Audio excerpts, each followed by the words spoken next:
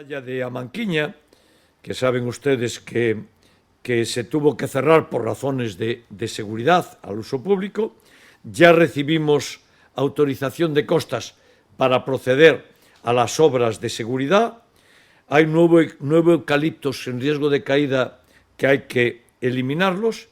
Hay que acotar una zona de piedras con postes de madera para garantizar las condiciones de seguridad, y lo vamos a hacer todo con gran celeridad para que este verano abra de nuevo la playa de Amanquiña. Y segundo, felizmente le obligamos al puerto a abandonar aquella peregrina idea de incorporar una playa de la ciudad a la zona portuaria, quitarnos una playa a la ciudad.